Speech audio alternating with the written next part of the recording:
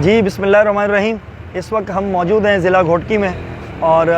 اس وقت ہمارا حقوق مارچ رواں دواں ہے جو گھوٹکی مین شہر کی طرف جا رہا ہے، اور یہ حقوق مارچ ہم نے شروع کیا ہے گھوٹکی سے۔ انشاءاللہ ہم کراچی جائیں گے 6 مارچ کو، اور ہم سندھ کے مختلف شہروں کا کیا کہنا چاہیے ہم ریلیز نکالیں گے، وہاں سے ہمارا حقوق مارچ ہوتا ہوا کراچی پہنچے گا۔ ہمارا ایک ہی مقصد ہے، یہ بتانا کہ زرداری مافیا نے جس طریقے سے اس سندھ صوبے کو لوٹا ہے، سندھ کے شہریوں کو لوٹا ہے، لاقانونیت دیکھ لیں آپ، ہیلتھ سسٹم دیکھ لیں، ایجوکیشن سسٹم دیکھ لیں، کوئی ایسا میں کہتا ہوں یہ یو سی ماڈل نہیں ہے جس کو یہ دعوے سے کہہ سکیں 14 سال سے حکومت میں کہ انہوں نے اس ایریے کے اندر کوئی کام کروائے ہوں۔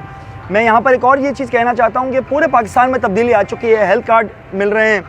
لونز مل رہے ہیں، کامیاب جوان، ہر چیز ہو رہی ہے۔ سندھ کے اندر یہ آ کے اس کو بریک لگتی ہے، کیونکہ جب یہ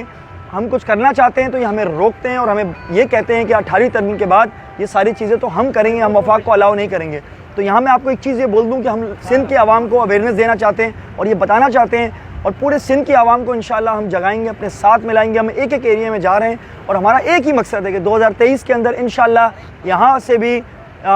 نیا سندھ بنے، سندھ کے اندر تبدیلی آئے اور یہاں پر عمران خان کی گورنمنٹ ہو، تاکہ سندھ کے شہری بھی ان تمام چیزوں سے مستفید ہو سکیں جو کہ باقی صوبے ہو رہے ہیں۔ پاکستان زندہ باد، عمران خان زندہ باد۔